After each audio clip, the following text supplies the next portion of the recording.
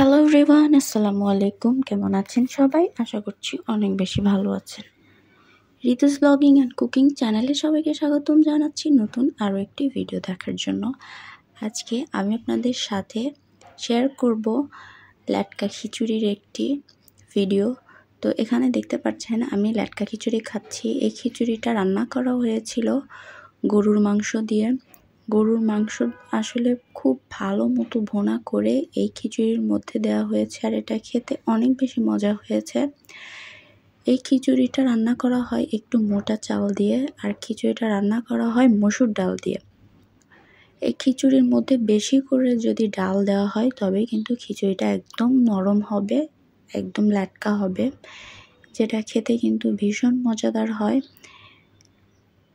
এই খিচুড়ির মধ্যে যে কোনো ডাল ব্যবহার করা যায়, তবে মসুর ডালটা ব্যবহার করলে খিচুড়ি আমার কাছে বেশি ভালো লাগে। খিচুড়ির মধ্যে যদি মাংস দেওয়া হয় তাহলে তো কোনো কথাই নেই।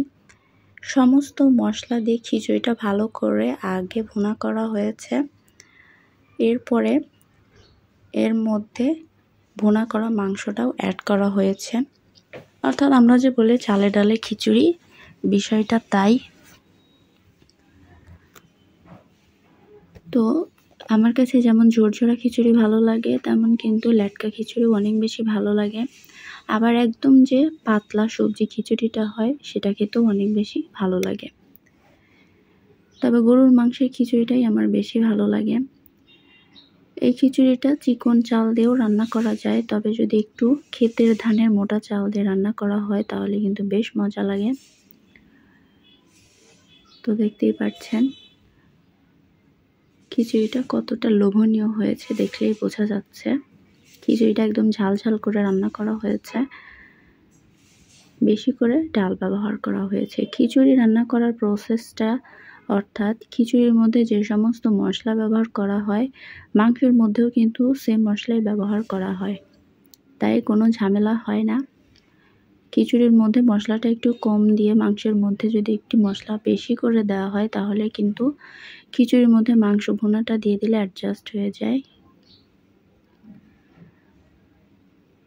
তো খিচুড়িটা আমার আপু সকালবেলা রান্না করেছিলেন, আর আমি আমার আপুকে বলেছিলাম আমাকে 1 প্লেট ভর্তি করে খিচুড়ি দিতে।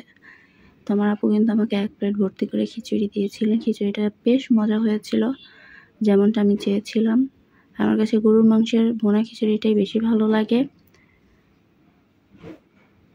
তো আপনারা কী ধরনের খিচুড়ি খেতে পছন্দ করেন? ঝুরঝুরা খিচুড়ি, নাকি ল্যাটকা খিচুড়ি, নাকি সবজি দেওয়া পাতলা খিচুড়ি? আমার কিন্তু তিনটাই বেশ ভালো লাগে, তিনটারই আলাদা আলাদা স্বাদ। তো এই ছিল আজকের ভিডিওটি যদি ভালো লাগে অবশ্যই একটি লাইক দিয়ে দেবেন, চ্যানেলটিকে সাবস্ক্রাইব করতে ভুলবেন না। সবাই ভালো থাকবেন, সুস্থ থাকবেন। আল্লাহ হাফেজ।